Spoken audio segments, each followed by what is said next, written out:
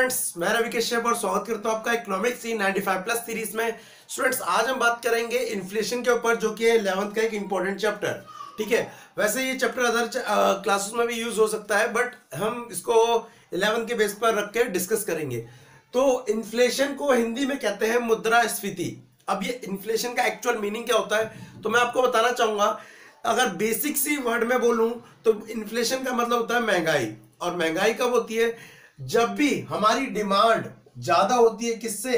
As compare to supply, तो उस चीज के प्राइस क्या हो जाते हैं? बढ़ जाते हैं। इनडायरेक्टली आप ये कहिए कि जब किसी की मांग उसकी पूर्ति से क्या होगी? ज्यादा होगी। किसी की मांग उसकी पूर्ति से ज्यादा होगी तो प्राइस क्या होंगे? बढ़ जाएगी। जैसे कि हम देखते हैं कई बार क्या होता है, टमाटर या प्याज के रेट बहुत ज्यादा हाइक हो जाते हैं। हाइक मतलब बढ़ जाते हैं। तो इसका मतलब क्या है?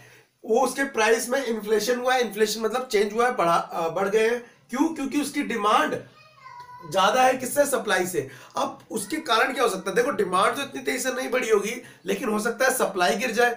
तो अब होगा क्या? सप्लाई गिरने से डिमांड क्या हो जाएगी? सप्लाई की तुलना में ज्यादा हो जाएगी।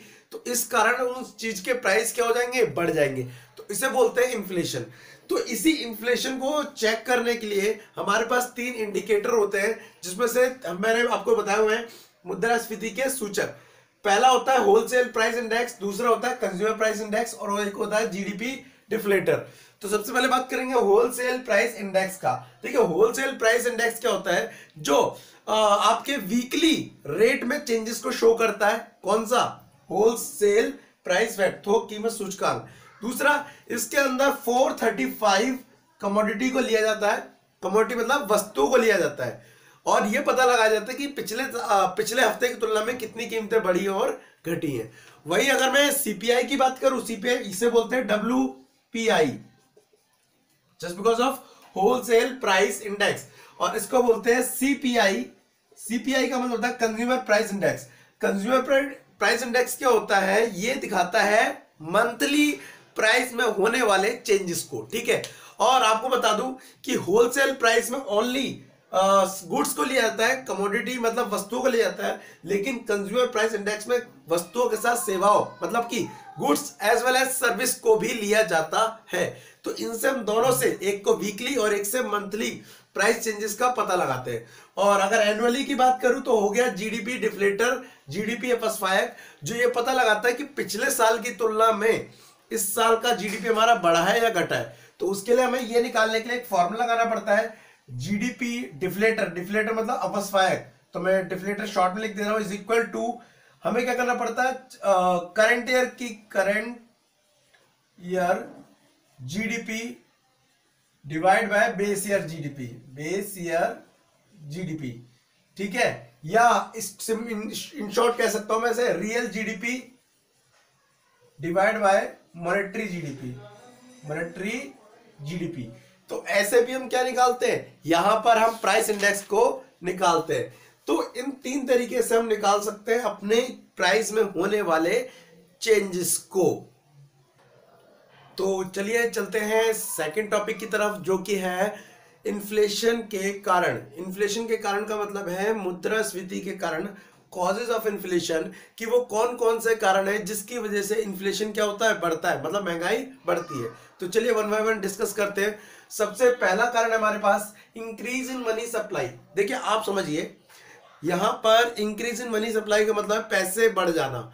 अगर इकोनॉमी में पैसे ज्यादा हो जाएंगे तो लोगों के पास पैसे ज्यादा आएंगे, और उनके पास अगर पैसे ज्यादा आएंगे तो वो खर्च ज्यादा करेंगे।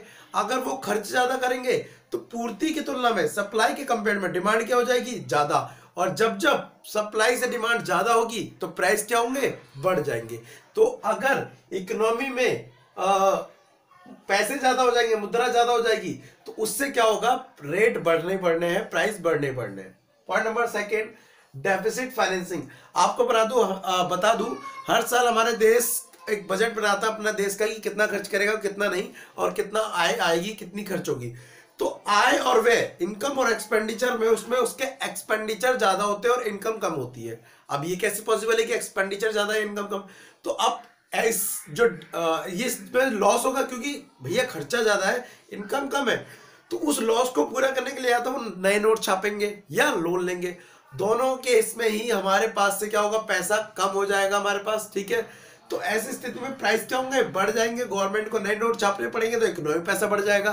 तो डेफिसिट फाइनेंसिंग, घाटे की वित्त व्यवस्था के कारण भी इकोनॉमी में प्राइस बढ़ता है। नेक्स्ट, जनसंख्या वृद्धि, ये सबको पता है, अगर कोई भी कारण आ जाए किसी प्रॉब्लम का तो वहां जनसंख्या तो आप बिना देखे डाल दो, ठीक है। तो अगर जनसंख्या ऐसे बढ़ती रहेगी तो डिमांड बढ़ती रहेगी, और डिमांड बढ़ती रहेगी तो सप्लाई तो बढ़ नहीं रही है, प्राइस क्या होंगे, बढ़ेंगे। नेक्स्ट, फॉल इन प्रोडक्शन, उत्पादन में कमी। आप सभी को पता है कि हर साल क्या हो रहा है, जीडीपी तो हमारा दिख रहा है कि ज्यादा बढ़ रहा है, लेकिन अगर मैं सही बात करूं प्राइमरी सेक्टर की, तो प्राइमरी सेक्टर में उतना प्रोडक्शन नहीं हो रहा है जितनी स्पीड से बढ़ना चाहिए, ठीक है। तो हमारा प्रोडक्शन क्या होता जा रहा है, प्राइमरी सेक्टर का तो खासकर गिरता जा रहा है, जिस वजह से सप्लाई कम रह जाएगी और डिमांड क्या हो जाएगी, ज्यादा, और जिस वजह से रेट भी क्या हो जाएंगे, प्राइस भी क्या हो जाएंगे ज्यादा, इसे बोलेंगे inflation. Point number next, increase in wages, मजदूरी में वृद्धि। आपको बताऊं, मैं या आप, आपके पेरेंट्स, आप तो नहीं, किसी ना किसी सेक्टर में काम कर रहे हैं और उस काम के बदले में क्या लेते हैं, चार्जेस लेते हैं। तो जब चार्जेस लेते हैं तो ध्यान रखना, अगर कोई भी व्यक्ति अपनी मजदूरी बढ़ाएगा तो क्या होगा, उसे महंगा पड़ेगा। जस्ट एग्जांपल के लिए मान लेते हैं किसी के फादर मैकेनिक है, ठीक है, तो अगर मैं अपनी बाइक उनसे रिपेयर कराता हूं और उन्होंने रेट क्या कर दिए, अपने बढ़ा दिए, तो मुझे महंगा पड़ेगा। मैं अपनी कोचिंग की फीस क्या कर दूंगा, महंगी कर दूंगा। मैं कोचिंग की फीस महंगी कर दूंगा तो किसी शायद हो सकता है जनरल स्टोर वाला हो, उसको महंगा पड़ेगा अपना बच्चा यहाँ भेजना, तो वो अपनी भी रेट क्या कर देगा, बढ़ा देगा। इससे ओवरऑल इकोनॉमी क्या जाएगा, प्राइस सब बढ़ा देंगे, और इसको कीमत जाल भी कहेंगे, प्राइस स्पाइरल। तो वेजेस बढ़ने से भी इकोनॉमी में इन्फ्लेशन आएगा, ध्यान रखना। Next, administrated price. आपको सभी को पता है कि टाइम टाइम पे गवर्नमेंट हर चीज के प्राइस बढ़ा रही है, कहीं पेट्रोल के तो कहीं गैस के, तो इन वजह से भी इन्फ्लेशन है, क्योंकि कहीं ना कहीं व्यक्ति को उसका बोझ भी झेलना पड़ रहा है। Next, inflation in rest of the world. कोई भी देश आज की डेट में अपने पर डिपेंड नहीं है, आपको पता है। तो जब इंडिया के बाहर भी कहीं पे इन्फ्लेशन आएगी तो उसका कहीं ना कहीं इंडिया पे इफेक्ट पड़ेगा, तो इस वजह से भी क्या होता है, इन्फ्लेशन आता है। इनडायरेक्ट टैक्सेस, अप्रत्यक्ष कर, गवर्नमेंट हर चीजों पर टैक्स लगाती है, आपको पता है। तो जो भी चीजें हम खरीदते हैं उन पर टैक्स लगा रहा है, वो टैक्स बढ़ेगा। जस्ट लाइक अभी बोल रहे कि जीएसटी आने से टैक्सेस में बढ़ गए हैं, टैक्सेस बढ़ गए, तो टैक्सेस बढ़ने से रेट भी क्या हो गए, चीजों के बढ़ गए। Next, credit expansion. अगर हम लोन ज्यादा देंगे लोगों को तो पैसा ज्यादा आएगा उनके पास, और पैसा ज्यादा आएगा तो डिमांड करेंगे, डिमांड करेंगे तो प्राइस क्या हो जाएंगे, बढ़ जाएंगे। तो क्रेडिट एक्सपेंशन की वजह से भी प्राइस बढ़ते हैं। Next, black money. Black money में होता है क्या, बेसिकली लोग टैक्स नहीं देते, और अगर लोग टैक्स नहीं देंगे तो उनके टैक्स ना देने की वजह से सरकार की आय क्या हो जाएगी, कम, जिसकी वजह से वो टैक्स बढ़ाएगी, ठीक है। तो अगर सरकार को टैक्स मिलता रहता तो शायद वो प्राइस ना बढ़ाती और इनडायरेक्ट टैक्सेस ना बढ़ाती। तो ब्लैक मनी की वजह से, लोगों के टैक्स ना देने की वजह से भी इकोनॉमी प्राइस बढ़ता है। तो बेसिकली आज के लिए इतना ही। अगली क्लास में हम डिस्कस करेंगे इसके सॉल्यूशन की, कैसे हम इन्फ्लेशन को ठीक कर सकते हैं। इससे रिलेटेड आपको कोई भी सजेशन या एडवाइस या प्रॉब्लम हो तो आप फ्रीली कमेंट बॉक्स में लिख सकते हैं। तो आज के लिए thank you, tata and bye bye.